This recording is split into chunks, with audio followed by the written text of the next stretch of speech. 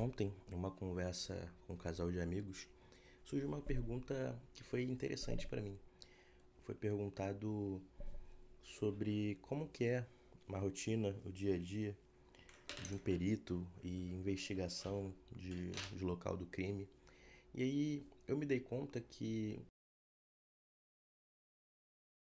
a maioria das pessoas não sabe a diferença entre perícia civil e perícia criminal.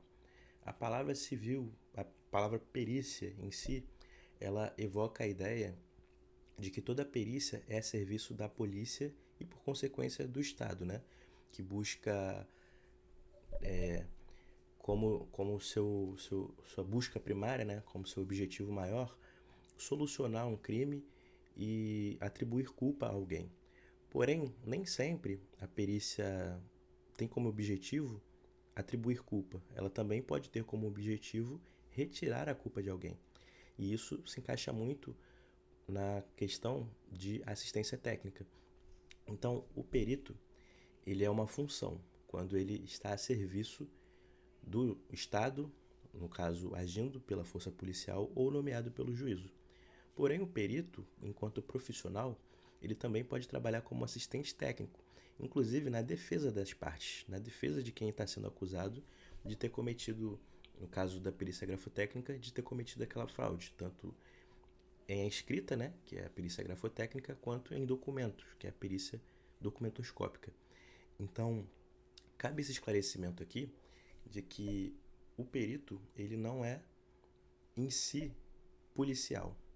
Ele pode ser, ele pode exercer a perícia dele como resultado, né, objetivando o resultado de que se chegue à solução de um crime. Mas ele também pode ser um perito civil. O perito civil, ele não busca efetivamente a solução do crime. Ele busca dar uma ferramenta para que se chegue, né, a descobrir que uma coisa foi de fato forjada. Só que o objetivo não é encontrar o criminoso, o objetivo é ser indenizado por aquilo. Então, nem sempre é possível determinar quem foi a pessoa autora da falsificação daquela assinatura. Mas é possível responsabilizar alguém, como no caso de contratos bancários. No caso de contratos bancários, em que se há uma falsificação e se pega empréstimo no nome de uma pessoa, não se sabe e não se procura saber também, pelo menos aqui em questão judicial, não se procura saber quem foi que falsificou de fato aquele documento, mas procura se responsabilizar o banco, que, em última análise, é o responsável por ter toda aquela documentação, por emiti-la, por aprovar o crédito e por permitir que, dentre todos os dados sensíveis que ele tem, aquela conta seja desviada. E esse desvio de conta, ele só é possível por quem tem grande conhecimento a respeito do funcionamento interno, tanto do banco quanto do sistema financeiro. Então, existe uma responsabilidade que ela é solidária entre o criminoso, mas aí já é um trabalho de investigação da Polícia Civil. E aí, vendo que existia essa dúvida de uma pessoa próxima, eu pensei em esclarecer, porque confunde-se, né, o local do crime com o objeto do crime. No caso da perícia grafotécnica, a gente não tem um local de crime para fazer a investigação. A gente tem o objeto. O objeto, ele é a ferramenta de cumprimento de um objetivo. Então, o contrato, ele não é exatamente o motivo. O contrato, ele é um meio. É através daquele contrato falsificado que o criminoso consegue alguma coisa. Então, o contrato é como se fosse a arma do crime. Fazendo uma analogia bem pobre, mas é assim.